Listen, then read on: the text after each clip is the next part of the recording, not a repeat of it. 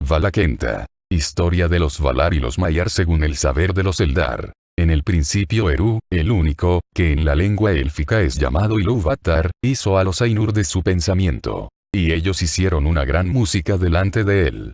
En esta música empezó el mundo. Porque Ilúvatar hizo visible el canto de los Ainur, y ellos lo contemplaron como una luz en la oscuridad. Y muchos de entre ellos se enamoraron de la belleza y la historia del mundo, que vieron comenzar y desarrollarse como en una visión. Por tanto Ilúvatar Dios era esta visión, y la puso en medio del vacío, y el fuego secreto fue enviado para que ardiera en el corazón del mundo. Y se lo llamó Ea. Entonces aquellos de entre los Ainur que así lo deseaban, se levantaron y entraron en el mundo en el principio del tiempo. Y era su misión acabarlo, y trabajar para que la visión se cumpliese. Largo tiempo trabajaron en las regiones de Ea, de una vastedad inconcebible para los elfos y los hombres, hasta que en el tiempo señalado se hizo Arda, el reino de la tierra. Entonces se vistieron con las galas de la tierra, y allí descendieron y moraron. De los Valar. A los grandes de entre estos espíritus los elfos llaman Valar, los poderes de Arda, y los hombres con frecuencia los han llamado dioses. Los señores de los Valar son 7. Y las Valier, las reinas de los Valar, son 7 también. Estos eran sus nombres en la lengua élfica tal como se la hablaba en Valinor, aunque tienen otros nombres en el habla de los elfos de la Tierra Media, y muchos y variados entre los hombres. Los nombres de los señores son estos, en debido orden. Manwë, Ulmo, Aule, Orome, Mandos, Lórien, y Tulkas. Y los nombres de las reinas son Varda, Yavanna, Niena, Vaire, Vana y Nessa. Melkor ya no se cuenta entre los Valar, y su nombre no se pronuncia en la tierra. Manwë y Melkor eran hermanos en el pensamiento de Ilúvatar. El más poderoso de los Ainur que descendieron al mundo era en un principio Melkor. Pero Manwë es el más caro al corazón de Ilúvatar y el que comprende mejor sus propósitos. Se lo designó para ser, en la plenitud de los tiempos, el primero de todos los reyes. Señor del reino de Arda y regidor de todo lo que allí habita. En Arda su deleite son los vientos y las nubes y todas las regiones del aire, desde las alturas hasta los abismos, desde los confines superiores del velo de Arda hasta las brisas que soplan en la hierba. Lo llaman Súlimo, señor del aliento de Arda. Ama todas las aves veloces de alas vigorosas, y ellas vienen y van de acuerdo con lo que él ordene. Con Manwë habita Varda, la dama de las estrellas, que conoce todas las regiones de Ea. Demasiado grande es la belleza de Varda para que se la declaren palabras de los hombres o de los elfos. Pues la luz de Ilúvatar vive aún en su rostro. En la luz están el poder y la alegría de Varda. Desde las profundidades de Ea, acudió en ayuda de Manwë. Porque a Melkor lo conoció antes de la ejecución de la música y lo rechazó, y él la odió y la temió más que a todos los otros hechos por Eru. Manwë y Varda rara vez se separan y permanecen en Valinor. Los palacios se alzan sobre las nieves eternas, en Oiolose, la más alta torre de Taniquetil, la más elevada de todas las montañas de la tierra. Cuando Manwë asciende allí a su trono y mira enfrente, si Varda está a su lado ve más lejos que otra mirada alguna, a través de la niebla y a través de la oscuridad y por sobre las leguas del mar. Y si Manwë está junto a ella, Varda oye más claramente que todos los otros oídos el sonido de las voces que claman de este a oeste, desde las colinas y los valles, y desde los sitios oscuros que Melkor ha hecho en la tierra. De todos los grandes que moran en este mundo a Varda es a quien más reverencian y aman los elfos. La llaman el Beret, e invocan su nombre desde las sombras de la Tierra Media y la ensalzan en cantos cuando las estrellas aparecen. Ulmo es el señor de las aguas. Está solo. No habita mucho tiempo en parte alguna, sino que se traslada a su antojo por las aguas profundas alrededor de la tierra o debajo de la tierra. Sigue en poder a Manwë, y antes de que Valinor fuera hecha, era el más próximo a él en amistad. Pero después, raras veces asistía a los consejos de los Valar, a menos que se debatieran muy grandes asuntos. Porque tiene siempre presente a toda Arda y no necesita lugar de descanso. Además no le agrada andar sobre la tierra y rara vez viste un cuerpo, a la manera de sus pares. Cuando los hijos de Eru llegaban a verlo, sentían un gran terror, pues la aparición del rey del mar era terrible, como una ola gigantesca que avanza hacia la tierra, con un yelmo oscuro de cresta espumosa y una cota de malla que resplandece, pasando del color plata a unas sombras verdes. Altas son las trompetas de Manwë, pero la voz de Ulmo es profunda como los abismos del océano que solo él ha visto. No obstante, Ulmo ama tanto a los elfos como a los hombres y nunca los abandona, ni aun cuando soportan la ira de los Valar. A veces llega invisible a las costas de la Tierra Media o sube tierra adentro por los brazos de mar, y allí hace música con los grandes cuernos, los Ulumuri, de conchas blancas labradas. Aquellos a quienes llega esa música, la escuchan desde entonces y para siempre en el corazón, y la nostalgia del mar ya nunca los abandona. Pero Ulmo habla sobre todo a los que moran en la Tierra Media con voces que se oyen solo como música del agua.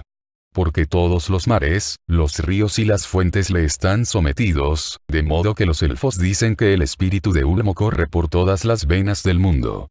Así le llegan a Ulmo las nuevas, aun en las profundidades abismales, de todas las necesidades y los dolores de Arda, que de otro modo permanecerían ocultos para Manwë. Poco menos poder que Ulmo tiene Aule. Domina todas las sustancias de que Arda está hecha. En un principio trabajó mucho en compañía de Manwë y Ulmo, y fue él quien dio forma a las tierras. Es herrero y maestro de todos los oficios, y los trabajos que requieren habilidad, aun los muy pequeños, tanto como de las poderosas construcciones de antaño. Suyas son las gemas que yacen profundas en la tierra y el oro que luce en la mano, y también los muros de las montañas y las cuencas del mar. Los Noldor fueron quienes más aprendieron de Aule, quien fue siempre amigo de ellos. Melkor estaba celoso, pues Aule era el que más se le parecía en pensamiento y en poderes. Y hubo entre los dos una prolongada lucha en la que Melkor siempre estropeaba o deshacía las obras de Aule, y Aule se cansaba de reparar los tumultos y los desórdenes provocados por Melkor. Ambos, también, deseaban hacer cosas propias que fueran nuevas y que los otros no hubieran pensado, y se complacían en las alabanzas de los demás. Pero Aule fue siempre leal y sometía todo lo que hacía a la voluntad de Eru. Y no envidiaba la obra de los otros, sino que buscaba y daba consejo. Mientras Melkor se consumía en envidias y en odios, hasta que por último nada pudo hacer, salvo mofarse del pensamiento de los demás, y destruir todas sus obras, si le era posible. La esposa de Aule es Yavanna, la dadora de frutos. Es amante de todas las cosas que crecen en la tierra, y conserva en la mente todas las innumerables formas, desde los árboles como torres en los bosques antiguos hasta el musgo de las piedras, o las criaturas pequeñas y secretas del moho. Entre las reinas de los Valar, Yavanna es la más venerable después de Barda. En forma de mujer es alta y viste de verde, pero a veces asume otras formas. Hay quienes la han visto erguida como un árbol bajo el cielo, coronada por el sol. Y de todas las ramas se derramaba un rocío dorado sobre la tierra estéril que de pronto verdeaba con el trigo, pero las raíces del árbol llegaban a las aguas de Ulmo y los vientos de Manwë hablaban en sus hojas. En la lengua Eldarin la llaman Kementari, reina de la tierra. Los Feanturi, los amos de los espíritus, son hermanos, y con mucha frecuencia responden a los nombres de Mandos y Lórien. Sin embargo, estos son los nombres de los sitios en que habitan, y ellos en verdad se llaman Namo e Irmo. Namo, el mayor, habita en Mandos, en el oeste de Valinor. Es el guardián de las casas de los muertos, y convoca a los espíritus de quienes tuvieron una muerte violenta. No olvida nada, y conoce todas las cosas que serán, excepto aquellas que aún dependen de la libertad de Ilúvatar. Es el juez de los Valar, pero condena y enjuicia solo por orden de Manwë. Vaire la tejedora es su esposa, que teje todas las cosas que han sido alguna vez en el tiempo en tramas de historias, y las estancias de Mandos, más amplias a medida que transcurren las edades, se adornan con ellas. Irmo, el menor, es el patrono de las visiones y los sueños. Los jardines de Irmo se encuentran en Lórien, en la tierra de los Valar, y es el más hermoso de todos los lugares del mundo, habitado por muchos espíritus. Estela gentil, curadora de las heridas y las fatigas, es su esposa. Gris es su vestido, y reposo es su don. No camina durante el día, pero duerme en una isla en el lago de Lorelin, sombreado de árboles. Las fuentes de Irmo y este calman la sed de todos los que moran en Valinor. Y a menudo los mismos Valar acuden a Lórien y encuentran allí reposo y alivio de la carga de Arda. Más poderosa que este es Miena, hermana de los Feanturi. Vive sola, está familiarizada con el dolor y llora todas las heridas que ha sufrido Arda por obra de Melkor.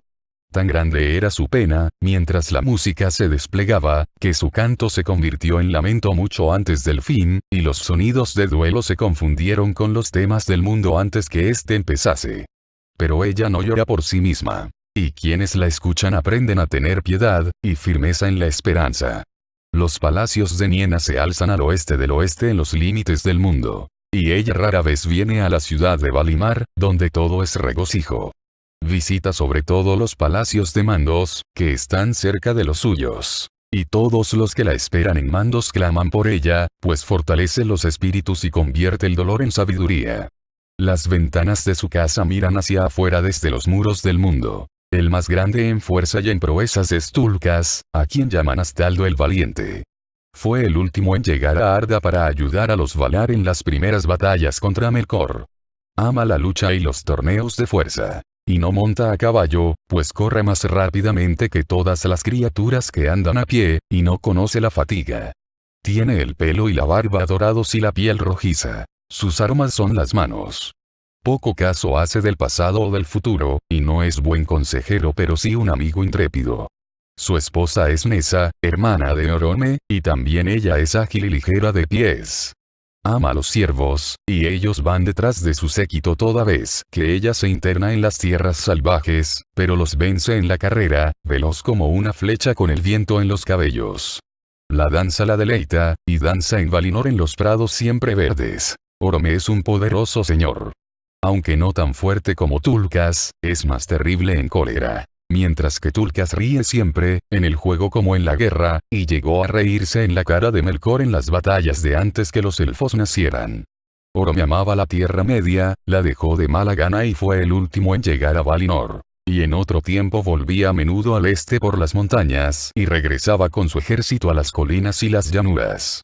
Es cazador de monstruos y de bestias feroces, y encuentra deleite en los caballos y los perros. Y ama a todos los árboles, por lo que recibe el nombre de Aldarón, y los Sindar lo llaman Taurón, el señor de los bosques. Naar es el nombre de su caballo, blanco al sol y de plata refulgente por la noche. El gran cuerno que lleva consigo se llama Valaroma, y el sonido de este cuerno es como el ascenso del sol envuelto en una luz escarlata o el rayo que atraviesa las nubes. Por sobre todos los cuernos de su ejército se oyó a Valaroma en los bosques que Yavanna hizo crecer en Valinor, pues allí preparaba Orome a gente y a bestias para perseguir a las criaturas malignas de Melkor. La esposa de Orome es Vana, la siempre joven hermana menor de Yavanna. Las flores brotan cuando ella pasa, y se abren cuando ella las mira. Y todos los pájaros cantan cuando ella se acerca. Estos son los nombres de los Valar y las Valier y aquí se cuenta brevemente qué aspecto tenían, tal como los Eldar los contemplaron en Aman. Pero aunque las formas en que se manifestaron a los hijos de Ilúvatar parecieran hermosas y nobles, no eran sino un velo que ocultaba su hermosura y su poder. Y si poco se dice aquí de todo lo que una vez supieron los Eldar, no es nada en comparación con lo que ellos son en verdad, pues se remontan a regiones y edades que nuestro pensamiento no alcanza. Entre ellos, 9 eran los más poderosos y venerables, pero uno fue eliminado y quedaron 8, los Arratar, los principales de Arda. Manwë y Barda, Ulmo, Yavanna y Aule, Mandos, Niena y Orome. Aunque Manwë es el rey y responsable de la lealtad de todos a Eru, son pares en majestad y sobrepasan sin comparación a todos los demás, Valar o Maiar, o a cualquier otro enviado por Ilúvatar. De los Maiar. Con los Valar vinieron otros espíritus que fueron también antes que el mundo, del mismo orden de los Valar, pero de menor jerarquía. Son estos los Maiar, el pueblo sometido a los Valar, y sus servidores y asistentes. El número de estos espíritus no es conocido de los elfos y pocos tienen nombre en las lenguas de los hijos de Ilúvatar. Porque aunque no ha sido así en Aman, en la Tierra Media los Maiar rara vez se han aparecido en forma visible a los elfos y los hombres. Principales entre los Maiar de Valinor cuyos nombres se recuerdan en las historias de los días antiguos son Ilmare, doncella de Barda, y Eonwë, el portador del estandarte y el heraldo de Manwë, con un poder en el manejo de las armas que nadie sobrepasa en Arda. Pero de todos los Maiar, Ose y Uinen son los más conocidos de los hijos de Ilúvatar. Ose es vasallo de Ulmo y amo de los mares que bañan las costas de la Tierra Media. No desciende a las profundidades, pero ama las costas y las islas y se regocija con los vientos de Manwë. Se deleita en las tormentas y se ríe en medio del rugir de las olas. Su esposa es Uinen, la señora de los mares, cuyos cabellos se esparcen por todas las aguas bajo el cielo. Ama a todas las criaturas que habitan en las corrientes salinas y todas las algas que crecen allí. A ella claman los marineros, porque puede tender la calma sobre las olas, restringiendo el frenesí salvaje de Ose. Los númenóreanos vivieron largo tiempo bajo la protección de Uinen, y la tuvieron en igual reverencia que a los Valar. Melkor odiaba al mar, pues no podía someterlo. Se dice que mientras hacían a Arda, intentó ganarse la lealtad de Ose, prometiéndole todo el reino y el poder de Ulmo, si lo servía. Así fue que mucho tiempo atrás hubo grandes tumultos en el mar que llevaron ruina a las tierras. Pero Uinen, por ruego de Aule, disuadió a Ose y lo condujo ante Ulmo, y fue perdonado y volvió a su servicio y le fue fiel, la mayoría de las veces. Porque nunca perdió del todo el gusto por la violencia, y a veces mostraba una furiosa terquedad aún sin el consentimiento de Ulmo su señor. Por tanto, los que habitan junto al mar o se trasladan en embarcaciones suelen amarlo, pero no confían en él. Melian era el nombre de una maya que servía a Vanna y a este. Vivió largo tiempo en Lorien, donde cuidaba de los árboles que florecen en los jardines de Irmo, antes de que ella se trasladara a la Tierra Media. Los ruiseñores cantaban a su alrededor donde quiera que ella fuese. El más sabio de entre los Maiar era Olorin. También él vivía en Lorien, pero sus caminos lo llevaban a menudo a casa de Niena, y de ella aprendió la piedad y la paciencia. De Melian mucho se dice en el Quenta Silmarillion. Pero de Olorin nada cuenta ese relato, porque aunque amaba a los elfos, andaba entre ellos invisible o con la forma de un elfo, y ellos desconocían el porqué de aquellas hermosas visiones o la impronta de sabiduría que él les ponía en el corazón. Más tarde fue amigo de todos los hijos de Ilúvatar y compadeció sus sufrimientos, y quienes lo escuchaban despertaban de la desesperación y apartaban las aprensiones sombrías de los enemigos. Último de todos se inscribe el nombre de Melkor, el que se alza en poder.